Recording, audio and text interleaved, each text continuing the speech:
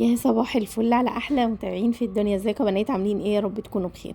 عايزه اقول لكم ان احنا هنتكلم النهارده في الروتين الجميل ده الجامد جدا جدا على موضوع حلو قوي. هقول لكم على حاجه من قلب عايشه في الواقع، يعني ان المرتب ما بقاش يكفي. كل حاجه بقت بتتحسب بالملي ومش عارفين اصلا نحسبها. بس في فرق كبير بين اللي بيغرق وبين اللي بيعرف يعوم بس بأقل الامكانيات. طيب يعني ايه الكلام ده؟ يعني هو في حد في الزمن ده بيصرف من غير ما يحسب؟ طيب تعالوا نشوف سوا اذا كنا ازاي نعيش مرتاحين حتى لو بمرتب على قده وبسيط. انا عن نفسي يعني عايزه اقول لكم ان انا تعبت من كل شهر وانا بحسبها بالملي. بس مع شويه تنظيم كده بقيت اعرف اعيش واكمل الشهر من غير ما اتهز، يعني عايزه اقول لكم كده. تمام، ان شاء الله الفيديو النهارده هيكون حلو قوي قوي للناس اللي بتحتار زي بقيه الامهات في المرتبات والحاجات اللي زي دي. بصوا، بصراحة أنا عارفة إن التوفير بقى تحدي كبير جدا دلوقتي. الأسعار كل يوم بتغلى، الاحتياجات دي ما بتخلصش. و... وأنا يعني أنا كأم أو كده، يعني أنا أول واحدة بحب إن أشتري كل حاجة حلوة قدامي. يعني أنا من الناس دي اللي هو كل ما بشتري حاجة بشتريها، أنا من النوعية دي. ولو عندي فلوس مثلا، لو معايا فلوس واللي هو هشتري حاجة تبسطني، ولا حاجة انا مش حاجة محتاجاها قوي، ولا حاجة هتبسطني اكتر، فاهمين يعني الاحتياج والانبساط؟ لا، انا اشتري حاجة انا هتبسطني حتى لو الانبساط ده وقتي. فاهمين ازاي؟ انا من النوع ده، ما بعرفش احوش او ما بعرفش امسك ايديا، فاهمين؟ لكن مؤخرا الحمد لله، من فترة ابتديت مع كل النصايح اللي الناس بتقولها لي وكده واي حد قريب مني دايما ينصحني بالنصيحة دي. ابتديت ان انا امسك نفسي شوية. وعايزه اقول لكم ان انا كنت عملت فيديو في اول ما بدات القناه خالص، كان عن الميزانيه وكده، وكنت ملتزمه وقتها. انا فاكره قوي ان انا كنت ملتزمه قوي بالكلام ده. و بس ما عرفتش اكمل، ورجعت اتخبطت شويه وخبت، وبعدين ابتديت ان انا يعني فاهمين. فعايزين نتكلم النهارده عن موضوع التوفير، وعايزه اقول لكم على الحاجات الواقعيه اللي انا عملتها زي ما قلت لكم من قلب بقى في الواقع. تمام. آه ان احنا لازم نبقى اذكى شويه. عايزين اقول لكم ان في حكايه التوفير دي نبقى اذكى، مش عشان احنا فقراء، لا، عشان احنا ستات شاطره عاقله بتعرف كده تخطط وتنظم. وعايزه اقول لكم ان التوفير يعني اللي انا توصلت له واللي انا فعلا اقتنعت بيه، اننا ما نحرمش نفسنا من كل حاجه ولا اننا نعيش مضغوطين. التوفير معناه ان احنا نختار صح، نعرف الاولويات بتاعتنا، نعرف الفرق بين انا محتاجه ايه وانا نفسي في ايه. تمام. يعني قبل ما اشتري الحاجه مثلا، اسال نفسي سؤال واحد: هتنفعني بجد ولا بس شكل؟ لو هي مجرد شكل خلاص بلاش منها دلوقتي. لو هي حاجه ضروريه، تمام، يبقى هتتصرفي وهتدبريها. تعملي اي حاجه تتصرفي وتدبريها. تمام. زي ما قلت لكم، انا من النوع اللي يعني شخصيتي كده، كل اللي بشوفه بحبه بشتريه طالما انا معايا فلوسه فبشتريه. تمام. و... وده مش صح خالص على فكرة. وانا ابتديت امسك نفسي بسبب ان انا عايزة اعلم ولادي كمان التوفير. يعني علشان هم طالعين بقى بيشوفوا طبعا على طول على المواقع الاجتماعية ومش عارف ايه وبتاع، وبيشوفوا الناس عايشين ازاي، فكل حاجة عايزين يشتروها ويجيبوها حتى لو كانت فوق المقدرة بتاعتنا. تمام. فابتديت ان انا اعمل ايه بقى؟ طيب انا ابتديت ان انا اعمل جدول مصاريف، ويا رب يا رب اكمل على الموضوع ده. علشان اي حاجة الواحد بيقولها بصراحة، انا مش بتكلم على حد بيحسد حد، لا، الواحد بيحسد نفسه اصلا. تمام. فان شاء الله اكمل على الموضوع ده. ان انا حطيت جدول مصاريف، بحط ميزانية للاكل، الطلبات، اللبس. هقول الشهر ده عندي كذا، هوزعه ازاي. بس اهم حاجة في الاخر يبقى في عندي مبلغ صغير للطوارئ. تمام. لان زي ما انتوا عارفين المفاجآت دي ما بتستأذنش. طيب الاهم من ده كله، يعني ده اللي انا توصلت له ومقتنعة بيه جدا: ما تقارنيش نفسك بحد. في ام بتصرف كتير، في ام بتوفر. كل واحده وليها ظروفها. الذكاء بقى ان انت تعملي ايه عشان تبقي ذكيه؟ ان انت تعملي اقصى حاجه تقدري عليها بالمبلغ اللي في ايدك، علشان تخرجي من الشهر واقفه كده على رجلك مش مكسوره. فاهمين؟ بعد الشر عنكم يعني. بس هو ده فعلا التعبير اللي ممكن ايه، اللي ممكن يتقال: تخرجي من الشهر وانتي واقفه على رجلك. تمام، مش محتاجه لاي حد، مش مديونه. تمام تمام. طيب لو انتي لسه صغيره، ابداي حوشي، ما تعمليش زيي. تمام، ان في وقت متاخر، لا، ابداي حوشي حتى لو مبلغ بسيط. اتعلمي تفرقي بين ايه ان انت عايزاه، زي ما قلت لك، الرغبه والاحتياج. طيب اوعي تخلي الدنيا تضحك عليكي بايه بقى، بعلبة ميك اب ولا شنطة مش عارف موضة ولا طقم حلو لبس عايزة اجيبه ولا بلوزة ولا بنطلون ولا الكلام ده. ماشي، كل ده حلو، كل ده بنهواه وبنحبه، بس فعلا يعني ضياع للفلوس اللي معاكي بشكل رهيب. تمام. طيب الفن بقى مش انك تصرفي زي ما بيقولوا، الفن الحقيقي ان انت تبقي ست بيت شاطره. هتعملي عزومه يبقى ما تعمليش من غير ما تعملي كارد. اصل في ناس بتعزم ناس ويبقى عندها عزومات وهي اساسا مش متاح عندها القدره الماليه ان هي تعزم الناس او تعمل عزومه وتروح تستلف لي وتعمل لي كارد، والله العظيم بجد تستلف من الناس عشان تعزم ناس تانية. تمام. فده طبعا ممنوع. طيب زي ما قلت لك ان التوفير مش بخل خالص. ده انت كده بتحمي بيتك، بتحمي ظهر ولادك. وعايزه اقول لك جمله حلوه قوي سمعتها من حد فعلا، قال لي لو تعبتي في التنظيم شهر هترتاحي سنين قدام. يعني لو انت تعبتي في شهر وحرمتي نفسك من حاجه وحاجه هترتاحي فعلا سنين. مش افوره والله، مش افوره خالص، بس هي دي الحقيقه. طيب ماشي يا اماني، انت عماله تتكلمي وعايزين حاجه كده على ارض الواقع. طب انا هقولك على حاجه واللي هو فعلا على ارض الواقع واللي انا عاملاه نفسي. تمام. حاولي تستنتجي من الكلام ده حاجه. ماشي. طيب ازاي اعمل ميزانيه محترمه تكفيني؟ انا هقولك اللي انا بدات اعمله بصراحه فرق معايا. اول حاجه بنقعد مع نفسنا وبنكتب دخلك كل شهر، مرتبك لو انت شغاله، عندك شغل جانبي، حتى دخل جوزك لو انتوا بتحسبوها مع بعض. طيب تمام هنعرف المرتب ده. تمام. اوله عن اخره هو ده اللي هيتصرف في البيت. تاني حاجة هنكتب الاساسيات اللي ما ينفعش نستغنى عنها، اكل شرب، لو مأجرة البيت، كهرباء مية نت مواصلات. شوفوا النت داخل في وسط الحاجات الاساسية. شوفوا كل بند بياخد قد ايه، يعمل له كده جدول بسيط حتى لو في كشكول صغنن من الكشاكيل بتاعت ولادك اللي خلصت الترم التاني. تمام. السنة خلصت وعندك كراريس وكشاكيل كتير. تمام. شوفي بعد كده دي تاني خطوة. تالت خطوة تشوفي المصاريف اللي ممكن تقلليها او تستغني عنها مؤقتا. المصاريف اللي انت بتستغني تقدري تقلليها. طب زي ايه يا اماني؟ لو انا بطلب ديليفري كتير قللي شوية. لو في اشتراكات مش ضرورية وقفيها. طبعا انت ادرى بالحاجات بتاعتك، انا مش هقدر اقولك ايه ولا ايه، انا بديك العنوان اول حاجة وانت تمشي عليها. تمام. في اشتراكات انت مشتركاها غير ضرورية وقفيها شوية. طب لو في خروجات بتكلفني خليها ابسط، لو في امكانية ان انا هخليها ابسط. الناس اللي بتروح مش عارف فين وفين بتنبسط، والناس اللي بتقعد على النيل وجايبه معاها كرسي بلاستيك وبتقعد عليه برضو بتنبسط. صح ولا انا غلطانه؟ اكيد صح. تمام. كل واحد بينبسط بالطريقه بتاعته. طيب تالت حاجه او رابع حاجه مش عارفه بقى، حددي مبلغ ثابت للاكل، خططيه من اول الشهر. يعني تعملي جدول اكلات، تشتري حاجتك على قده. ما تروحيش السوق من غير ما انت معاكي انت هتشتري ايه ولا ايه. دي كارثه وفخ بجد انك تروحي السوق ما تعرفيش انت هتشتري ايه. لا انا اكتبهم في ورقه. اكتبيهم والله في ورقه، مش هتخسري حاجه. تمام. جربي، انت مش هتخسري حاجه، جربي. طيب هنعمل ايه كمان؟ هنعمل ظرف للطوارئ. ايه ظرف الطوارئ ده؟ دي مبلغ بسيط بتحطيه، حتى لو 100 جنيه 50 جنيه بتحطيه على جنب للطوارئ، علشان لو حصل حاجة الجدول بتاعك اللي انت كتبتيه ما يتلخبطش معاكي وتتلخبطي وتقولي هجيب منين وكل حاجة على القد. تمام. في حاجة بقى حلوة قوي قوي اتعلمتها وعملتها وطبقتها. تمام. هو ايه بقى؟ هو حاجة اسمها ظرف الفرحة. ايه ده ظرف الفرحة؟ ده مبلغ صغير كده للحاجة اللي انت بتحبيها،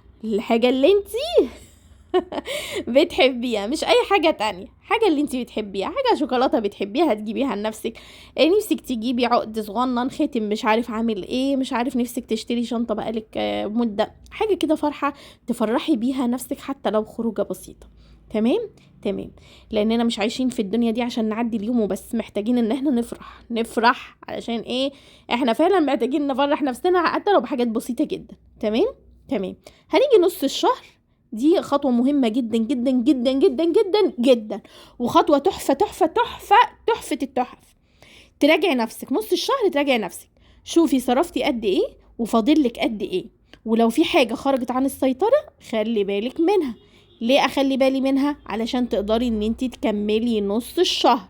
هتراجعي نفسك زي ما قلتلك وشوفي، ولو المرتب بيخلص بسرعة يبقى انتي بقى ايه؟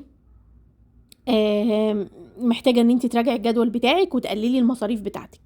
تمام. تمام. طيب اهم من ده كله، خليكي راضيه واعملي اللي عليكي. والتدبير والتنظيم والتوفير مش بيجي مره واحده، ده بيتعلم. كل شهر هتلاقي نفسك بقيتي اذكى اشطر، ميزانيتك تبقى ماشيه اهدى.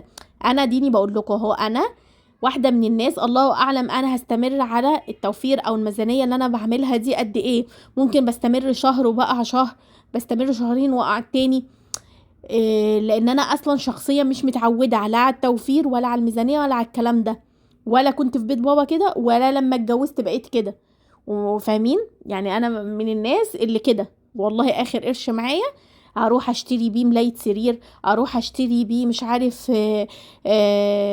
فازة ورد، اروح اشتري بيه اي حاجة ديكور في المطبخ. انا كده يعني مثلا تيجي تقولي لي حوشي واعملي، حاضر هسمع كلامك من هنا. ليه؟ لان انا خلاص انا مش متعوده على كده، او ما هذبتش نفسي ان انا اتعود على كده. بس انا يعني عموما كل واحد لما بيكبر زي ما بقول لكم خلاص بيتعلم ان هو لا لازم يبقى اذكى من كده بكتير، لان يعني ايه الوقت بيروح منك، فاهمين؟ وانت دلوقتي مش عايشه لوحدك، انت عايشه معاكي ولادك، عايزه تحمي ظهرهم زي ما بيقولوا. تمام. والدنيا عماله تغلى والمصاريف عماله بتزيد، وممكن انت معاكي النهارده مش معاكي بكره. اتمنى ان انا اسمع الكلام ده وكأن حد بيقوله لي. فعلا لما هخلص الفيديو هسمعه تاني وتالت وتالت لحد ما انا احس ان لا انا شربت الكلام وسمعته كويس قوي. انا الحمد لله اللهم لك الحمد ابتديت اوفر وابتديت يعني من فتره الحمد لله. وعلشان كده انا حسيت الموضوع مهم جدا، وحسيت انه فرق معايا انا شخصيا. وده اللي خلاني انا كنت هعمل ريكورد مختلف تماما، بس حسيت لا ان انا محتاجه ان انا افيد اللي بيسمعني. يمكن حد يستفيد، ويمكن يكون حد عنده نفس المشكله وكان محتاج ان حد يبسطها له بالطريقه اللي انتوا سمعتوني بيها، ويا ريت ابقى بسطتها لكم يعني. تمام. بس ده كل الموضوع اللي انا كنت عايزه اتكلم بيه. تمام، او اتكلم فيه. والنهارده كان يوم حافل جدا جدا يا بنات، زي ما انتوا شفتوا كده عملت محشي وجهزت الاكل ونزلت مع البنات التمرين وطبخنا ونضفنا وبصوا، والبنات خدوا شاور، ويعني يوم حافل، يوم انا ما قعدتش من اوله لاخره وانا واقفه حرفيا على رجليا. الموضوع يعني ايه بيبقى مش سهل شويه. بس الحمد لله يعني ربنا بيعين وربنا بيقوي، ولو انت عايزة حاجة بتعمليها وبتستعيني بالله هو بيعينك سبحانه وتعالى، هو بيعينك. والله انت بتبقي قاعدة بتقولي مش قادرة اقوم اعمل كذا ولا كذا ولا كذا، بس بتطلبي القوة والإعانة من ربنا والاستعانة بيه، هتحسي نفسك لا ان انت قادرة تعملي كل حاجة، والحمد لله كل حاجة سهلة عليكي. فانا كنت هنا كنت وصلت لاخري في يعني في الربع الاخير من اليوم بجد، وقلت لا انا مش هنزل ببنات التمرين النهارده. يعني كنت فعلا تعبانه بنات قوي قوي قوي، وحاسه ان انا خلاص انهكت. عارفين انتوا مش تعبانه، لا منهكه، مش قادره اقوم ولا اعمل اي حاجه. انتوا سيبوني وما تطلبوش مني اي حاجه. بس لقيتني الحمد لله قمت بالبنات ومرضتش ازعلهم كالعاده. انتي ممكن تبقي مش قادره بس مش عايزه تزعلي اللي بتحبيهم، فتضطري تقومي، فتضطري تعملي وتسوي وتطيري في الجو، وبصوا تعملي ايه كل حاجه غصب عنك. هو مش يعني مش عارفين انتوا الاجبار الحلال، يعني انت تبقي مجبره ان انت تعملي كذا وكذا وكذا علشان ما تزعليش اللي انت بتحبيهم او اللي هم مسؤولين منك، علشان هم من غير ماما مش هيعرفوا يعملوا حاجة. يعني ربنا يخلي كل امهاتنا، وربنا يخلي كل وربنا ما يحرمش اي طفل من مامته. انا بشوف ان الام دي حاجة لا يمكن الاستغناء عنها، او ان احنا نعوضها بحاجة. الحمد لله يعني ربنا يخلي كل امهاتنا ويرحم الامهات المسلمين يا رب، ويشفي كل الامهات يا رب المريضة، ويشفي كل التعبانين يا رب.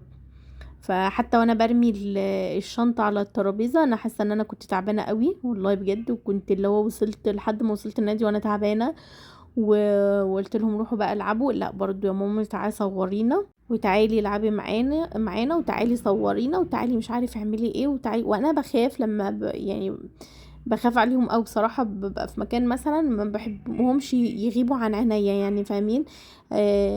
احب كده ان انا ابقى ايه واقفه معاهم بيلعبوا، ابقى واقفه معاهم، لان في الغالب ف كنت تعبانه هنا قوي، وكانت تي عماله تقولي تعالي يا ماما شوفيني وتعالي مش عارفه اعملي ايه و... ويعني مش عارفه تي عندها باور رهيب رهيب، تتنطط وتلعب وكده وكده ما شاء الله يعني. هاندا برضو عندها باور، لكن يعني هاندا ممكن تمسك لعبة واحدة وتقعد لي فيها كتير ما تفرهدنيش، انتوا فاهمين؟ لكن تيا ممكن تلعب على اللعبة دي 5 ثواني، واللعبة دي 5 ثواني، واللعبة دي 3 ثواني، وتسيبها وتروح للعبة تانية تلعب ثانيتين وتنزل وتروح وتجري، فاهمين؟ فده اللي بيفرهدني مع تيا، فاهمين؟ يعني انا ما احبش العب مع تيا، العب مع هاندا، لان هاندا لعبة واحدة ممكن تقعد فيها اليوم كله ما تقولكيش انت بتعملي ايه، تمام؟ لكن تيا زن زن زن وفرق وفرق وفرق وتحب تجري من هنا ومن هنا، وفاهمين؟ انا بحسها مش بتستمتع باللعبة قد ما هي بتستمتع بالحركة والجري، فاهمين؟ والتنطيط، هي كده، فاهمين؟ وطبعا بتبقى اول واحدة بتجوع بقى جعانة، طبعا ده نتيجة الفرق زي ما بقول لكم، والهرك الكتير والتنطيط وبتاع على طول. فكل اللي هي بتاكله بتحرقه بسرعة بسرعة، فترجع جعانة على طول، فاهمين؟ بصوا هاندا بقى، هاندا بتوريكم الحركات اللي هي اتعلمتها لوحدها. هي نفسها قوي قوي اشترك لها في الجمباز، بس انا قلت لها السباحة ثم السباحة ثم السباحة، ما تسألونيش ليه، بس انا بحسها حلوة قوي، مناسبة كويسة للجسم، للولاد وللبنات، بحس ليها مستقبل، بحسها رياضة حلوة، فاهمين؟ لكن هاندا برضو بتحب السباحة، خصوصا ان هي قطعت شوط كبير فيها. يا هاندا هنلعب لعبة، تعالوا هنلعب لعبة يا تيا، ماشي؟ ماشي. يلا أسئلة، مين هيبدأ، تيا ولا هاندا؟ انا. ماشي، اي سؤال يخطر على بالك، اي سؤال. ايه السؤال ده يعني؟ مش حلو، لا. ماشي، طب انا اقول. طيب قول. عمري طلعتي من البيت من غير ما تقولي لمامتك او باباكي؟ زمان يعني؟ يعني وانت صغننه. لا، طب كنت يا بقول لماما، يعني ماما لازم تبقى كانت عارفه، ممكن بابا عشان كان بيبقى في الشغل وكده ما بيبقاش عارف، ما بيبقاش موجود، فما بيبقاش عارف، لكن لا ما حصلش ان انا طب طلعت من البيت عمرك. من غير ما اقول، لا لازم ماما تبقى عارفه. ماشي. امم عمرك يا ماما عمرك يا ماما كل يوم عشان تتخني؟ عمرك باباكي قال لك كده او مامتك؟ بابا قال لي كل يوم عشان تتخني؟ ايوه. ماما كانوا بيقولوا لي كده على طول، ده نفس اللي انا بقوله لك يعني. ايوه. ماشي، ايوه لازم كانوا بيقولوا لي كده اصلا. وانت يا هند عندك طب سؤال؟ عمر باباكي قال لك تعال نلعب انا وانتي؟ ده كتير، ده بابا كان بيلعبنا كلنا دايما، ده كتير كنا بنلعب. طب عمرك جدك حكى لك حكايه؟ جدي؟ جدي لا، جدي ابو مامتي ده مات وانا كنت صغيره، وابو بابايا لا ما عمرك كانش. ما حكى لك حكايه خالص؟ محدش حكى لي. وجدتك طيب اللي هي مامة مامتك؟ طب واختك؟ مامة مامتي ومامة بابايا ماتوا برضو هم صغير وانا صغيره، يعني انا كنت صغيره وماتوا. طب عمرك حد ضايقك وكسرت عليه المكنسه؟ كسرت عليه المكنسه؟ ايوه. طب عمر حد يا ماما انت كنت بتعملي الاكل وعصبك راحت حاجه اتكسرت منك ده كتير، ده انت انت كتير، ده صح، كتير بتحصل دي، صح؟ عمرك ضربتي حد؟ عمري ضربت حد؟ ضربت كتير اكيد يعني. طيب عمرك باباكي قال لك تاكلي غصب عنك حاجه انت ما بتحبهاش او مامتك؟ بيقولوا لي كده عشان خايفين على مصلحتي، عايزين ناكل كل حاجه، وانتوا بترموا على حاجه معينه انا عارفاها. عشان اقول لك لا ما حدش كان بيقول لي كده، تروحي انت تقولي لي ايه؟ امال اللي بتخلينا ناكل حاجه غصب عننا. خلصنا بقى ولعبنا واتكلمنا وضحكنا كتير، وجي بقى الميعاد خلوه يغيروا هدومهم وكده، وكنت انا مستنياهم. ابتديت اخلي هاندا تغير لنفسها عشان بقيت بتعب جدا طبعا لو غيرت للاتنين، فبخلي هاندا ما شاء الله، هي اساسا كبرت لوحدها بسم الله ما شاء الله يعني، بتغير لوحدها وكبرت، اللي هو ما تدخليش معاها. والله زي ما بقول لكم كده، ما تدخليش معايا يا ماما، وعيب يا ماما وكده يا ماما، وانا ايه اخدها من ناحية تانية. طب يلا مع السلامة، مع السلامة انت. مع السلامة انت حبيبي. فهي بتساعد نفسها بنفسها، وده حاجة حلوة جدا على فكرة. انما تيا لحد دلوقتي مش عارفه اخليها يعني تساعد نفسها وكده. بس تيا صغيره، وهي كانت بتشتكي لي من هندا، وان هي هندا ضربتها. شوفوا بعد اليوم ده كله اللي انتوا شايفينه، اللي هو انتوا بتشوفوا اقل من نص ساعه، ده بيبقى اليوم طبعا 24 ساعه. يعني مش عايزه اقول لكم قد ايه. تمام. ما بتعرفيش تراضي، روحي يمين هتروحي شمال مش هتعرفي تراضي حد. هنا انا بقول لها هاتي انا هخصمك، علشان هي كل لما بضربها بايديا بتضربني بايديها وزعلانه خالص، فهي بتزعل وبتتاثر ان انا بزعل منها. تيجي كده بحضني ايه، تتودد الي. هندا بقى جايه تحكي لي الموضوع، فانا بسمع هندا وكأن انا متضايقه منها علشان هي ما تزعلش. تمام. وبصوا هنا بتحاول تصالحها وبسيتها الحمد لله. ونزلوا بقى التمرين، وده كان اليوم بتاعنا الحمد لله خلص على خير. و يعني يوم طويل، بس هو يوم حلو. ويوم بيبقى اليوم اللي بيبقى مشغول ده بيبقى حلو، بتجيش فرصة تفكري في اي حاجة، فبيبقى كويس يعني لينا كبني ادمين. ان شاء الله اشوفكم في فيديو جديد يا بنات. تصبحوا على الف خير، ما تنسوش اللايك، والناس اللي لسه اول مرة تشترك في القناة تنزل تشترك في القناة علشان يوصل لها كل جديد وكل فيديوهاتي اول باول. ان شاء الله اشوفكم على فيديو جديد. تصبحوا على الف خير، باي باي.